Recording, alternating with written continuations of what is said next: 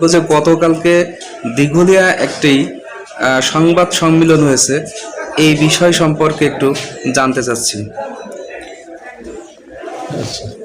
গতকালকে যে সাংবাদিক সম্মেলনটা হয়েছে, আমি সেখানে গিয়েছিলাম একটা সেখানে একটা দুর্নীতির বিরুদ্ধে একটা সর্বসাধারণ মিলিতভাবে দুর্নীতির বিরুদ্ধে একটা বিক্ষোভ সমাবেশ করেছে এবং সাংবাদিক সম্মেলন করেছে।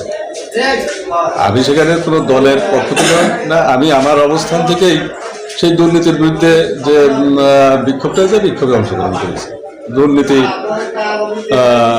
আর অন্যায় অত্যাচার অবিচারের বিরুদ্ধে আমি সেখানে অংশগ্রহণ করেছি। আপনি তো ইসের বিএনপির একটা পদে আছেন, থানা কমিটি লোহাগড়া উপজেলা উপজেলা সহসভাপতি আছেন না? তো গতকালকে ইসের আপনার দেখা গেছে অনেকেই জামাতের কর্মী নেতাকর্মী অংশগ্রহণ করছে, তার ভিতর থেকে বিএনপির ভিতরে আপনি এবং দুই একজনকে দেখা গেছে। আসলে কি কোনভাবে গেছেন, মানে ওই দলীয় হিসাবে না আপনার ব্যক্তিগতভাবে? ব্যক্তিগতভাবে, কোনো দলীয় হিসাবে, কোনো রাজনৈতিক বা কোনো দলীয় হিসাবে আমি সেখানে যাই না। আমি শুধুমাত্র একটা অন্যায়ের প্রতিবাদ বা একটা দুর্নীতির প্রতিবাদ হচ্ছিল, সেই প্রতিবাদে অংশগ্রহণ। মানে এই দুর্নীতি বা এই প্রতিবাদটা কিসের দুর্নীতি হয়েছিল? বাজারে একটি সরকার কর্তৃক